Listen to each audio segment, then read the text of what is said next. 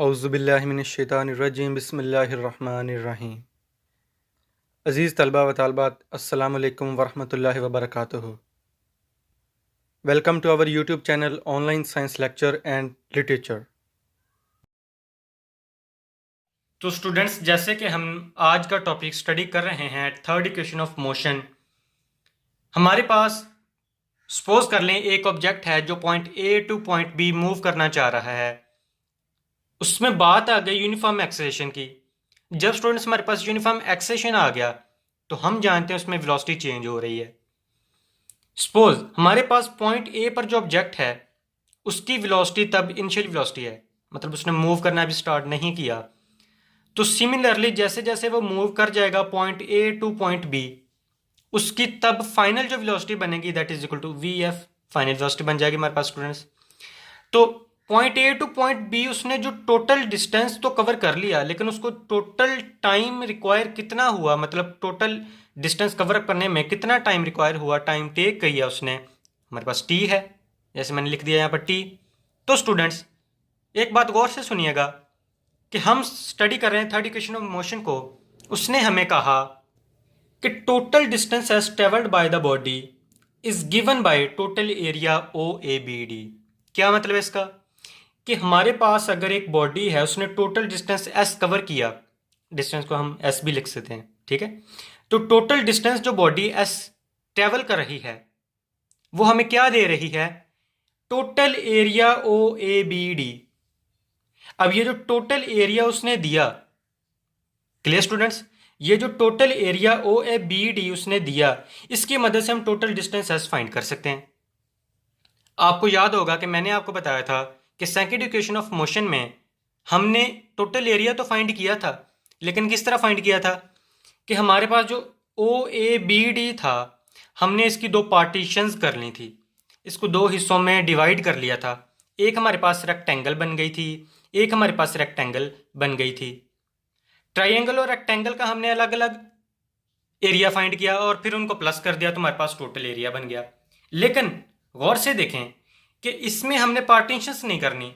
जब पार्टीशंस नहीं करनी तो गौर से देखें ये शेप कौन सी बन रही है, ओ ए बी डी। ये कौन सी शेप है? ना तो ये ट्राइंगल लग रही है, ना हमें रेक्टेंगल दिखाई दे रही है, फिर ये कौन सी शेप है? And what is the total area of this shape? Students इस तरह की जो शेप होती है हमारे पास उसको हम नेम देते हैं ट्रेपेजियम। ट्रेपेजियम के बारे में थोड़ा सा मैं आपको बता दूं स्टूडेंट्स, ट्रेपेजियम हमारे पास इस शेप में होती है कि ये सपोज करें हमारे पास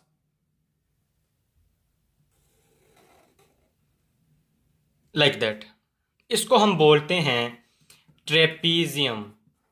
स्टूडेंट्स इसका हम एरिया कैसे फाइंड करेंगे? अब थर्ड इक्वेशन मोशन में इस चीज़ का तज़किरा किया गया है।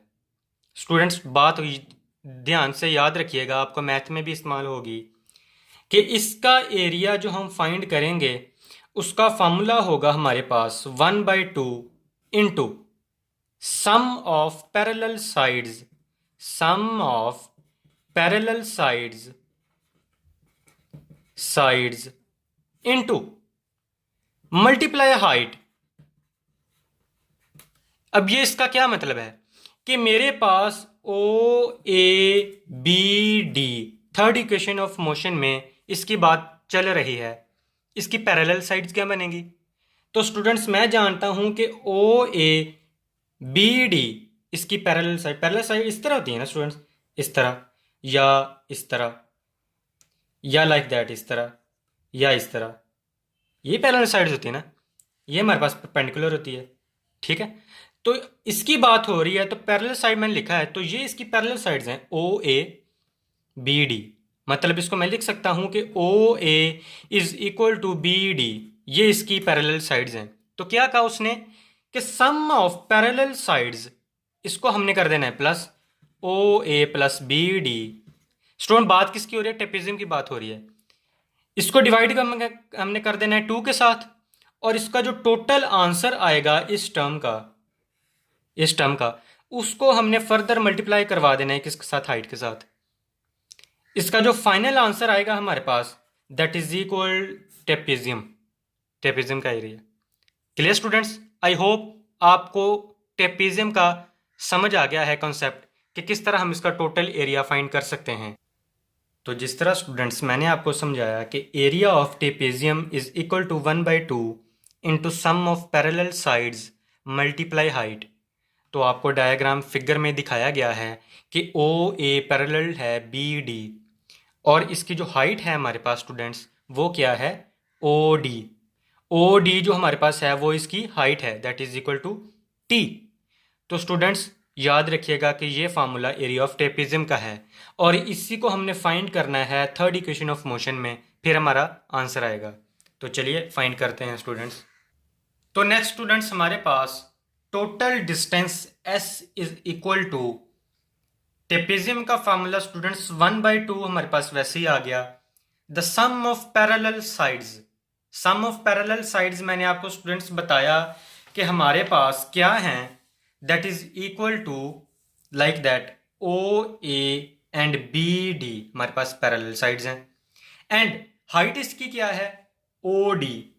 क्लियर स्टूडेंट्स, तो पहले तो इसकी वैल्यूज फार्मूले में पुट कर दें, then sum of parallel side students O A plus B D divide by 2 multiply height हमारे पास ओ डी है।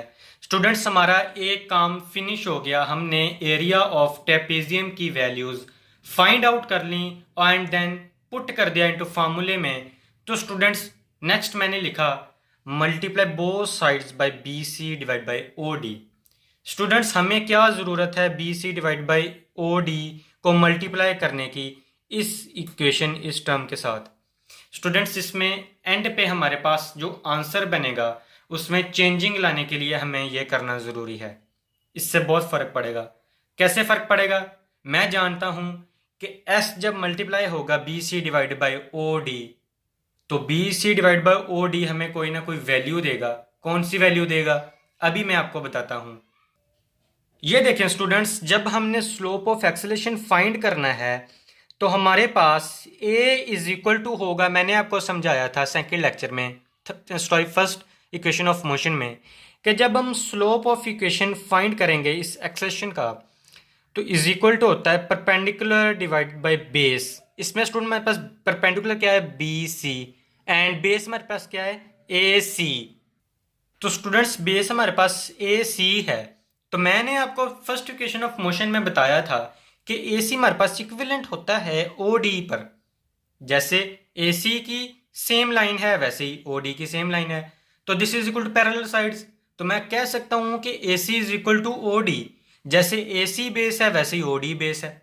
जैसे बी डी हमारे पास परपेंडिकुलर है, तो इसी तरह अगर हम इधर थीटा मालूम करें तो थीटा के इक्वल इधर हमारे पास परपेंडिकुलर कोई ना कोई वैल्यू हो जाएगी। क्लियर स्टूडेंट्स, तो जिस तरह मैंने आपको कहा कि हमारे पास एक्सेलेरेशन का स्लोप जो होगा वो परपेंडिकुलर डिवाइड बाय बेस होगा, तो परपेंडिकुलर हमारे पास डिसाइड है बी सी, एंड बेस हमारे पास ए सी था, तो मैंने आपको कहा कि A C is equal to equivalent to O D, तो O D B C divide by O D is equal to slope of acceleration.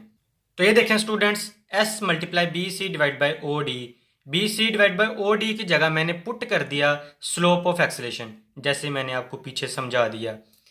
तो स्टूडेंट्स अगर मैं B C divide by O D की जगह एक्सेलेरेशन पुट कर दिया तो ये एस हमारे पास ये वाला है, तो 2 किधर से आया, मैं जानता हूँ कि राइट साइड पे हमारे पास जो था ओ A plus B D by 2, तो 2 को मैंने मल्टीपल करवा दिया लेफ्ट साइड पर, तो 2 हमारे पास राइट साइड पे लेफ्ट साइड पे आकर मल्टीप्लाई हो गया, तो ये 2 भी हमारे पास हो गया, एस भी हमारे पास हो गया, like that this, and B C divide by O D is equal to acceleration of slope था हमारे पास, उसको मैंने यहाँ पर पुट कर दिया। हमारे पास राइट साइड पर रह गया students O A plus B D, इसको भी हमने मल्टीप्लाई करवाया था B C divide by O D, ये देखें मैंने इसको मल्टीप्लाई करवा दिया, और ओ डी हमारे पास वैसे ही था, ओ डी मैंने लिख दिया। ये हमारे पास टोटल एक टर्म है, टोटल एक टर्म है। स्टूडेंट्स ओ डी के साथ कैंसिल हो गया, जो टर्म कैंसिल हो रही हैं कैंसिल आउट हो रही हैं उनको कैंसिल कर दें, हमारे पास पीछे बच जाएगा बी सी। स्टूडेंट्स मैं जानता हूँ कि 2sa is equal to O A plus B D multiply B C की वैल्यू स्टूडेंट्स मैं क्या लिख सकता हूँ, B D minus C D. अब ये B D minus C D हमारे पास किधर से आया, मैं ये जानता हूँ कि ये देखें स्टूडेंट्स मेरे पास बी सी की वैल्यू क्या थी, ये देखें बी सी। मैंने students first of question motion में बताया था आपको, स्लोप ऑफ जब हमने फाइंड किया था एक्सेशन का, मैंने आपको ये बताया था कि अगर मैं सिर्फ और सिर्फ इतनी वैल्यू निकालना चाहूँ इस पॉइंट की बी सी की, तो मैं इसको इस तरह लिख सकता हूँ कि B D minus C D. जब बी डी में से इतना एरिया फाइंड आउट हो जाएगा हमारे पास, तो हमारे पास ये एरिया बच जाएगा। तो इस तरह मैं लिख सकता हूँ कि B C is equal to total area B D minus ये जो एरिया है सी डी, इसमें से जब ये निकल जाएगा तो हमारे पास ये बच जाएगा। Clear students? तो नेक्स्ट हमारे पास है B D minus C D. मैंने इसकी वैल्यू पुट कर दी। मैं जानता हूँ स्टूडेंट, जब मैंने इसको टोटल मल्टीप्लाई करवाया तो मेरे पास बन गया 2AS is equal to O A plus B D. अब बी डी को मैं शुरू में लिख सकता हूँ क्योंकि हमारे पास नेगेटिव में बी डी पहले है, तो इससे क्या फ़र्क पड़ेगा अगर मैं बी डी को शुरू पर लिख लूँ। Sorry students, O A plus B D multiply B D minus C D. अब ये हमारे पास क्या है, अब हमने इसकी वैल्यूज़ पुट करनी है। तो स्टूडेंट्स गौर से देखिएगा कि मैं कह सकता हूँ आपके पास ये जो हमारे पास ओ है ओ ए इज इक्वल टू, ये देखें ओ ए, ये जो हमारे पास वैल्यू है ओ ए, ये देखें स्टूडेंट्स ओ ए ये हमारे पास कौन सी वेलोसिटी दे रहा है, इज इक्वल टू वी आई। इसी तरह मैं कह सकता हूं कि ये जो हमारे पास बी डी है, ये कहाँ ग्राफ इसका जाके मिल रहा है वर्टिकल एक्स पर वी एफ, तो मेरे पास B D is equal to we F हो गया, ओ ए हमारे पास वी आई हो गया। इसी तरह स्टूडेंट्स जब ओ ए हमारे पास वी आई है तो मैं ये कह सकता हूं कि सी डी भी is equal to V I होगा, क्योंकि this is parallel sides and parallel sides always equal. O A is equal to V I, like that similarly CD is equal to VI। तो put कर दें these values in terms, ये देखें ओ ए की जगह value मैंने पुट कर दी we आई, जैसे मैंने आपको बताया ग्राफ में, सॉरी डायग्राम में। बी डी की वैल्यू हमारे पास वी एफ है, बी डी की वैल्यू हमारे पास सिमिलरली वी एफ है, एंड सी डी और ओ ए हमारे पास सेम पैरेलल साइड्स हैं, तो इसकी वैल्यूज हमारे पास सेम रहेगी वी आई। तो मैं स्टूडेंट्स जानता हूँ कि अगर मैं वी एफ को शुरू पे रख लूँ तो मेरे पास ये तीसरा अलजबरे का फार्मूला बन रहा है, that is equal to A का स्क्वायर माइनस बी का square is equal to A plus B एक दफ़ा लिखा जाएगा, एक दफ़ा ए माइनस बी। आपने मैथ में ये अलजबरे में पढ़ा होगा 9th 10th क्लासेस में।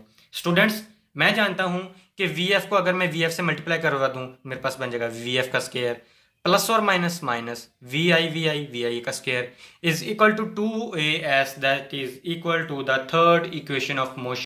अस्सलाम वालेकुम dear students, my name is Mohammed Asim Shakeel and also today I will teach you grade 9th physics. तो स्टूडेंट्स आज का लेक्चर इख्तिताम पजीर हुआ। तो जो न्यू कमर्स हैं जिन्होंने हमारे चैनल को अभी न्यू विज़िट किया है, अगर उनको पिछले लेक्चर्स में से कोई समझ नहीं आ रही तो सारे लेक्चर स्टूडेंट्स टॉपिक के इस चैप्टर के लिंक डिस्क्रिप्शन में मौजूद हैं, आप जाएं और जल्दी से उनको विज़िट करें ताकि हमारी बेस बन जाए इस चैप्टर की कि हमारे पास वेलोसिटी टर्म क्या है, एक्सेलेरेशन टर्म क्या है। शुरू में जो हमने स्टडी किया स्केलर वेक्टर्स को, वो हमारे पास कौन सी टर्म्स हैं, कौन सी टर्म्स हमारे पास मैग्नीट्यूड बताती हैं, किन टर्म्स को हम डिस्कस करें। हमें मैग्नीट्यूड के साथ साथ डायरेक्शन की ज़रूरत भी पड़ती है स्टूडेंट्स।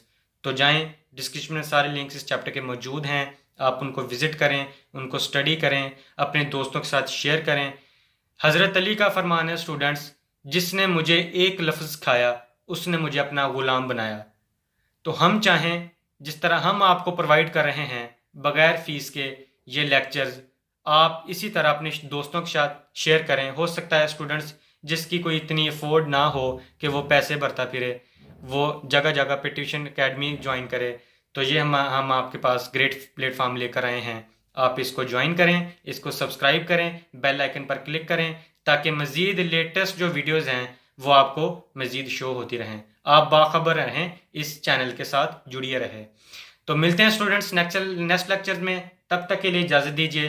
अल्लाह निगहबान।